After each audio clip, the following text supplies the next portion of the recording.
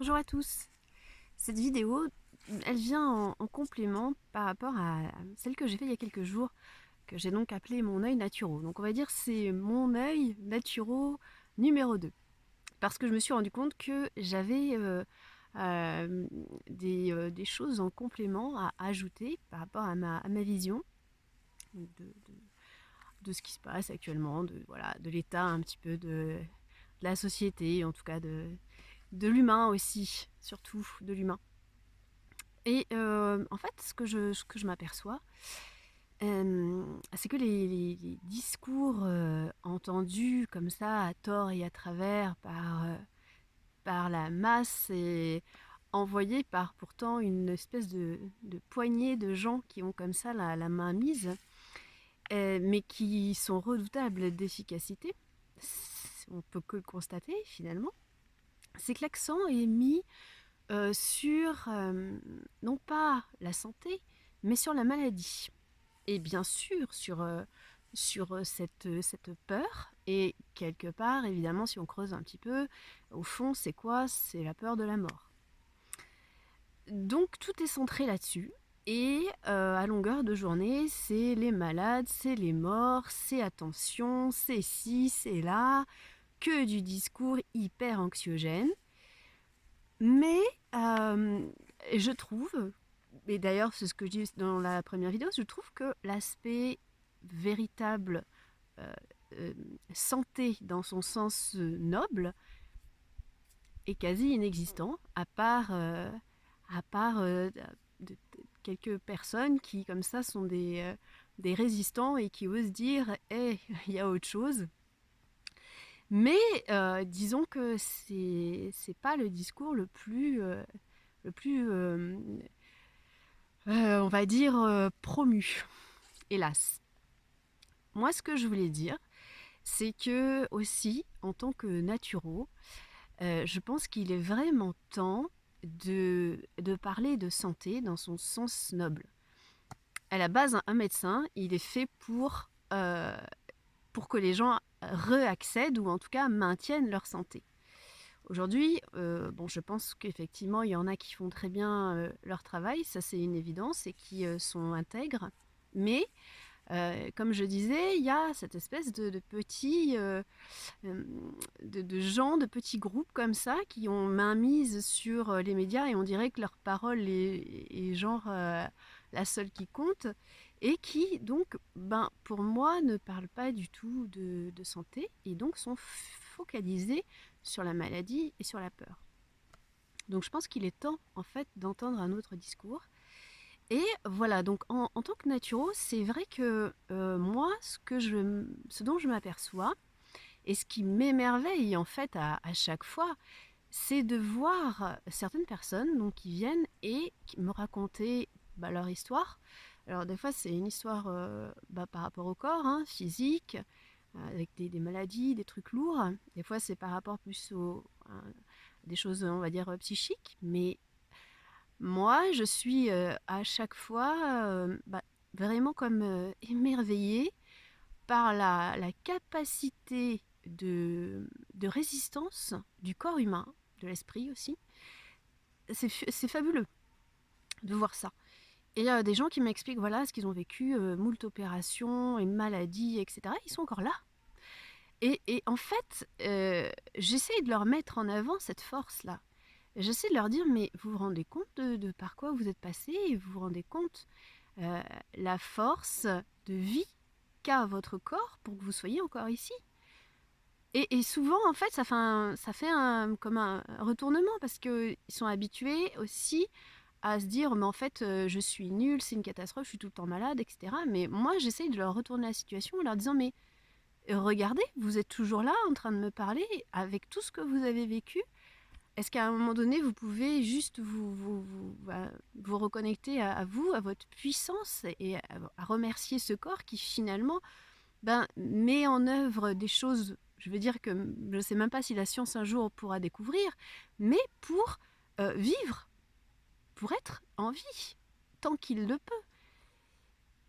Et finalement, moi, il y a quelque chose que je dis assez souvent aux gens, c'est euh, ben, euh, reconnectez-vous à votre énergie vitale, quoi, à la force que vous avez en vous, que vous soupçonnez même pas, finalement, que vous avez oublié au fur et à mesure. Reconnectez-vous à cette force-là. Mais ça me paraît une évidence. Et je veux dire, cette énergie vitale, c'est sûr que voilà, on a, on va dire, un stock à la base, hein, et tout le monde n'a pas la même aussi pour plusieurs raisons. Mais en tout cas, moi, ce que je constate, c'est que quand même, dans la majeure partie des cas, cette force vitale, elle est juste exceptionnelle. Et ce que je veux dire, c'est que c'est elle qui fait, j'aurais envie de dire, tout. Parce que, en fait, quand il n'y a plus de force vitale, c'est là qu'on est mort. Et vous pouvez donner, ça paraît ridicule, mais vous pouvez donner des médicaments à quelqu'un qui est mort, c'est pas le médicament qui va faire quelque chose. Donc il y a bien quelque chose avant qui fait que les informations sont transmises, etc. Ça paraît un peu une évidence, mais j'ai l'impression que beaucoup de personnes oublient ça. Cette force première, finalement, c'est là-dessus. Et c'est vrai qu'en naturopathie, c'est vraiment là-dessus qu'on joue. C'est dans cet entretien, et puis cette reprise de conscience de notre pleine puissance, de la pleine puissance à l'œuvre, quoi. Des milliards de choses qui se passent pendant que je vous parle là, à la fois dans l'environnement, en moi, en vous,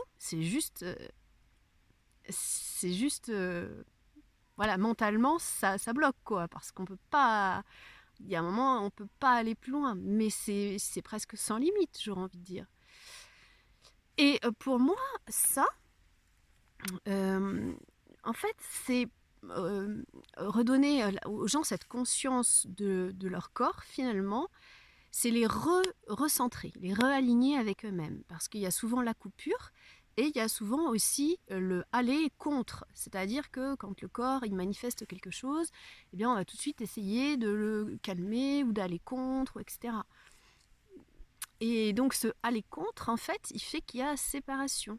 Il y a coupure vraiment d'avec mais qu'est-ce que veut me dire la vie? De quoi mon corps est en train de m'informer? Vers quoi est-ce que je pourrais aller si j'allais dans le sens de mon corps?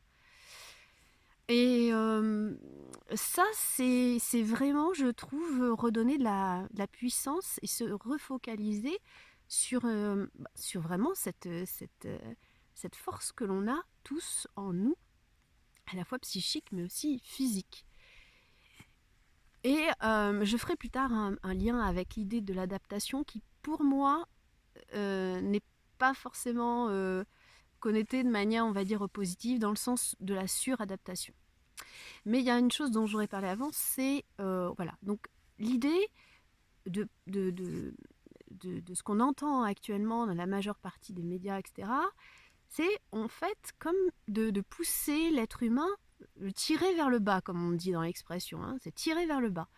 C'est-à-dire de focaliser uniquement sur la maladie, le machin, le truc, et de le séparer encore plus de sa pleine puissance. Et puis du genre, c'est grâce à ci ou grâce à moi ou grâce à je sais pas qui que vous allez peut-être guérir, et encore, on n'en sait rien, etc. Donc il y a cette coupure, et il y a comme en fait la coupure aussi avec sa force, quoi, et avec cette énergie vitale. Donc c'est vraiment pousser les gens vers le bas tout le temps, en leur parlant de maladie, en leur parlant de mort, en leur parlant de tout ce qui fait peur, on pousse les gens vers le bas, et on les décrédibilise d'avec eux-mêmes, en fait. On les amenuise, et tout ça pour amener à une perte de confiance de soi. Et quand il y a perte de confiance de soi, quand on ne croit plus en soi, qu'est-ce qu'on fait? On s'en remet à un extérieur. Et alors, à partir de là, on devient très facilement manipulable. On devient une petite marionnette finalement. Ah bah ouais, mais moi non, je suis nulle de toute façon, j'ai pas confiance en moi, je crois pas en moi. Mais oh là, il y a peut-être quelqu'un qui pourrait faire que j'aille mieux ou je ne sais pas quoi. En fait, je pense qu'il faut arriver à un équilibre. Il y a vraiment, mais toujours de toute façon, hein, là, tout ce qui se passe en moi, à l'extérieur, c'est tout le temps des tentatives d'équilibre du corps, de l'environnement, tout ça. Donc il y a tout le temps cette faculté en fait d'être un équilibre pour permettre la vie. Mais quand ces équilibres-là sont rompus, c'est jamais bon, que ce soit dans un sens ou dans l'autre. Donc pour moi, tous ces trucs-là, c'est très anxiogène, et donc c'est vraiment tirer les gens vers le bas et finalement les déresponsabiliser, se déresponsabiliser. Ne plus croire en soi, quelque part, c'est aussi voilà, se déresponsabiliser. Donc, je pense que c'est vraiment important de prendre conscience de ces discours-là, qui, ben, comment je pourrais dire, finalement sont destructeurs de l'être humain, destructeurs de vie. C'est de la vie avec un grand V en fait. Donc il y a vraiment cet esprit-là. Mais je pense que de toute façon, quoi qu'il en soit, la vie est toujours plus forte. Et vraiment, moi, j'y crois. Et si j'avais juste un truc à dire, ça paraît un peu banal, mais vraiment de se reconstruire et de se restaurer dans cette puissance qu'il y a en nous, dans cette puissance de la vie, se reconnecter avec elle, en fait. Et à partir de là, eh bien, il y a beaucoup moins d'emprise de la part de certains qui sont obnubilés justement par une prise de pouvoir, par le sentiment de pouvoir comme ça diriger le monde, diriger les autres. Comme je dis dans ma première vidéo, ça se peut très bien se comprendre par l'histoire, par l'enfance, etc. C'est évident.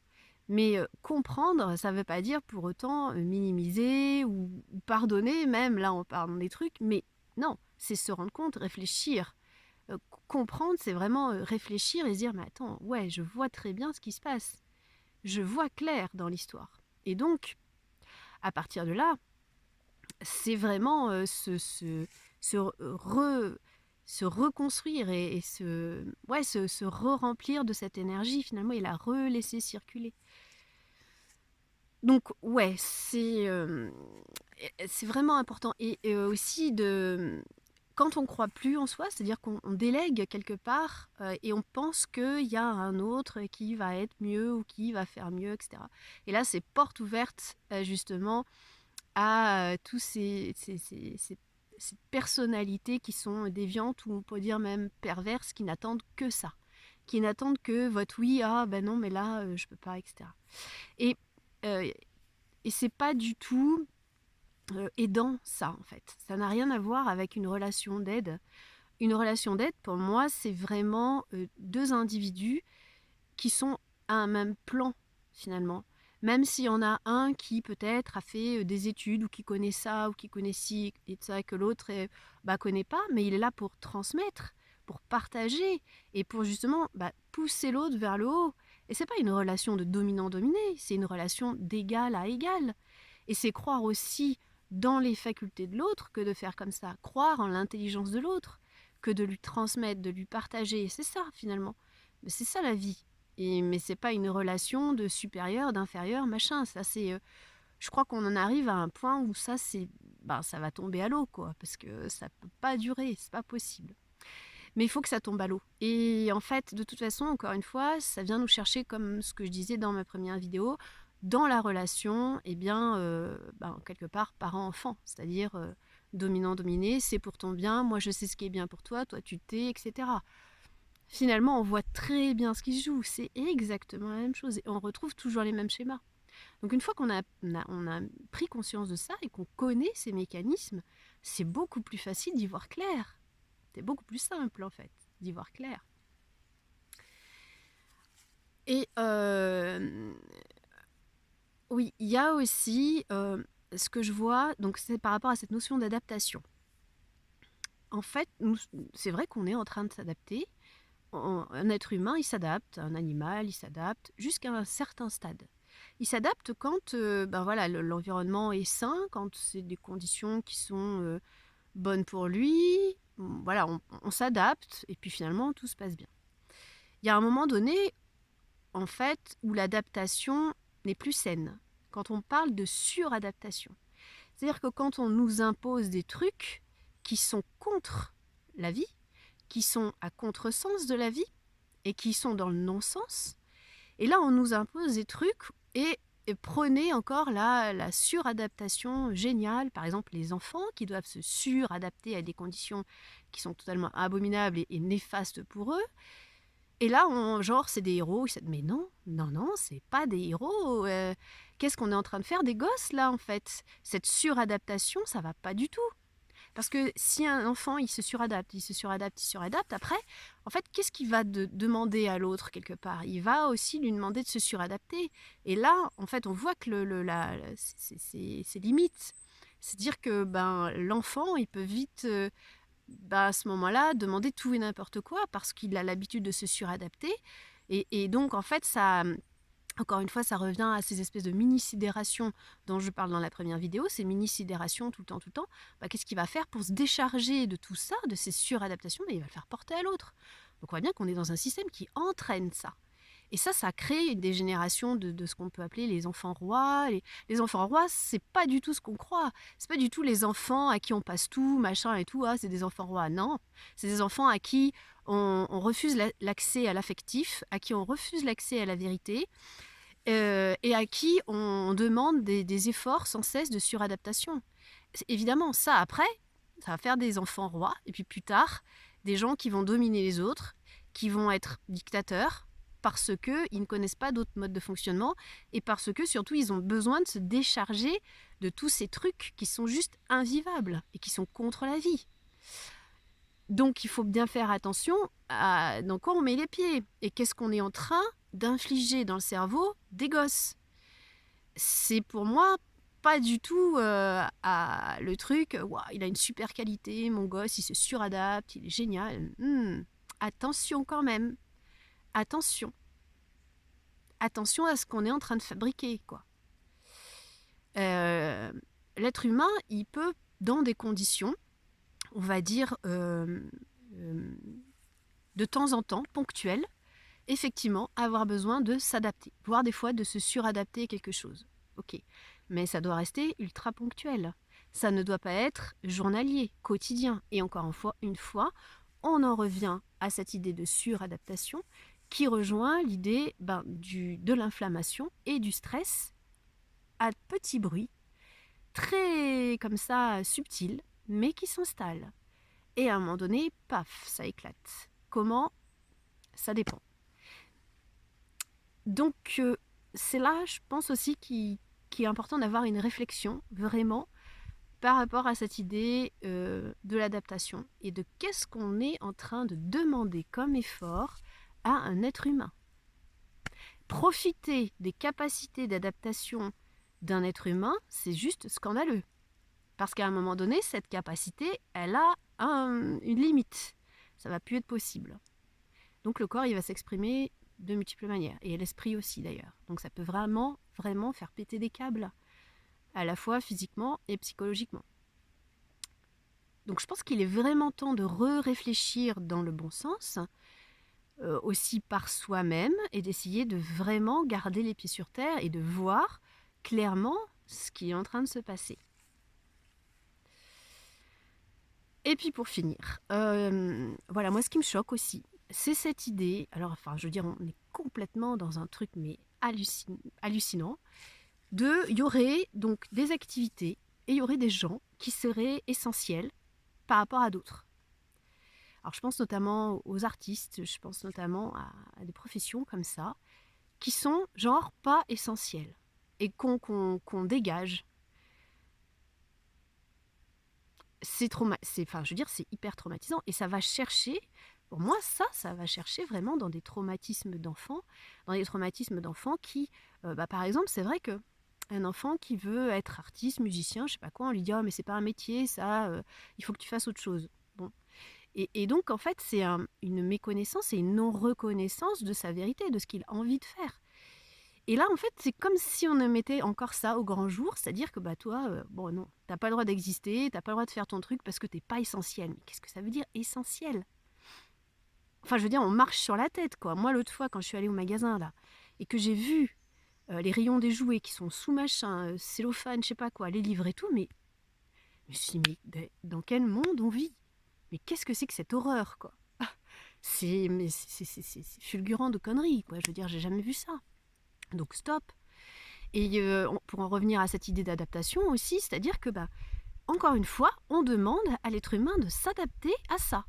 Alors on ferme les clubs de sport, machin, et puis alors, ben ouais, et je peux comprendre, hein, mais pour éviter, pour le moindre mal, eh bien, on va s'adapter à faire les visios, les machins, les trucs, créer les mini Amazon, etc. Je dis pas que c'est pas bien, mais c'est encore une fois, pour moi, c'est s'adapter pour éviter le pire. Il y a un moindre mal, mais ça, c'est quoi? C'est tirer les gens vers le bas. C'est tirer les gens vers le bas, de les empêcher de faire leur activité correctement et tout, et de les obliger à s'adapter à un truc, de créer des trucs virtuels ou je sais pas quoi qui n'ont pas de sens. Non, c'est contre-productif, je veux dire.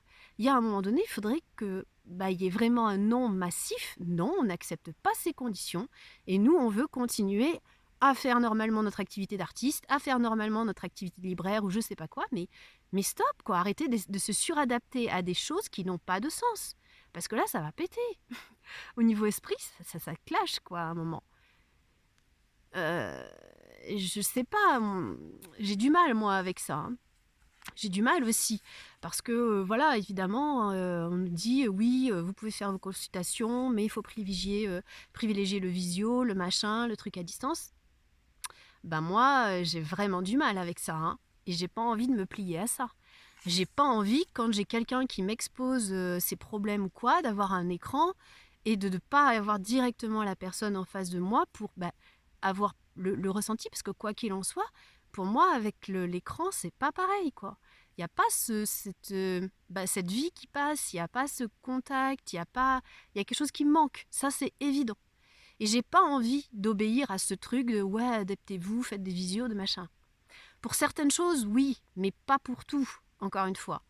Donc, je m'adapte, mais je limite mon adaptation. C'est-à-dire que je reste quand même dans le attends.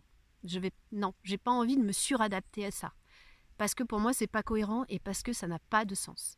Et j'ai pas envie de valider un truc, d'aller dans le sens de quelque chose qui n'a pas de sens pour moi. Ça, c'est pas possible, en fait. Donc vraiment, il y a pour moi là il y a vraiment un urgent non qui doit apparaître et juste non. Non, non, non, ça on n'en veut pas. Enfin, je veux dire non, c'est pas possible. Donc c'était mon complément, on pourrait dire en tout cas à la première vidéo, mais pour essayer d'éclaircir aussi certains points qui me semblent indispensables. Et encore une fois, eh bien, obliger par exemple des artistes ou je ne sais quoi, ou des librairies à quelque part à se suradapter, à créer d'autres systèmes. Je dis pourquoi pas, hein. Je dis pourquoi pas, mais l'être humain, c'est pas un être virtuel. Un être humain, il a besoin de liens, il a besoin de contact. Et moi, ce que je refuse, c'est d'entendre le truc du genre les gestes barrières sont devenus maintenant notre quotidien. Ils font partie de notre quotidien. Moi, quand j'entends ça, ça me révulse, quoi. Je dis, mais ah bon? Ah bon?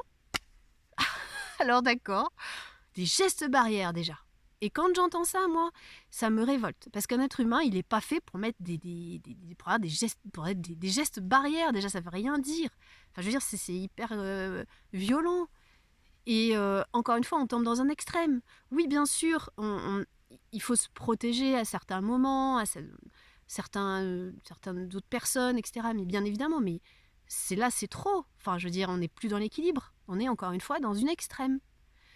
Et les extrêmes, ça va pas. C'est pas l'équilibre. Donc, non. Moi, je dis non, non, non. On n'est pas, ça va pas devenir un quotidien, les gestes barrières. Mais qu'est-ce que c'est, quoi? Qu'est-ce qu'on essaie de nous faire croire? C'est fabuleux, quoi. Comme autant j'ai pu connaître encore une fois, j'ai l'impression qu'on est en train de vivre vraiment des extrêmes. Parce que comme par exemple dans un certain milieu spirituel, moi ce que j'ai connu, c'est vraiment le genre ah viens, t'es moi, je suis toi, et je te prends dans les bras tout le temps, et je fais des hugs et des machins. Pour ça, c'est bon, c'est pas sain non plus, en fait. Donc là aussi, c'est trop. C'est-à-dire que il y a quelque chose qui cloche, autant dans ça que dans les gestes barrières. Ce qui est sain, c'est le juste milieu. Et voilà. Donc là, aujourd'hui, où est-ce qu'on en est avec ça? C'est sûr qu'on a chacun nos différences aussi, hein. Il y en a qui vont tolérer plus que d'autres. Mais restez vraiment attentifs à comment ça vous parle en vous. tout ça. Donc, ouais, c'est toujours vraiment garder à l'idée de qu'est-ce qu'on est en train d'essayer de construire et comment on est en train d'essayer je ne sais pas trop ce que ça veut dire, mais en tout cas, là, comme je disais, l'espèce de minorité qui essaye d'hypnotiser tout le monde et qui est déjà pas mal hypnotisée, de nous faire croire à un humain, j'aurais envie de dire déshumanisé, complètement déshumanisé et coupé de sa force et de son intelligence. C'est pas ça qu'on veut en fait. Nous, ce qu'on veut, c'est des gens intelligents et qui ont de la réflexion et voilà, qui sont sensés et qui vont dans le sens de la vie. C'est surtout ça. Le sens de la vie. Ouais. Et vraiment, je pense que ça doit être maintenant le moteur finalement. C'est d'aller dans le sens de la vie. Et en tout cas, j'espère et j'y crois. À bientôt.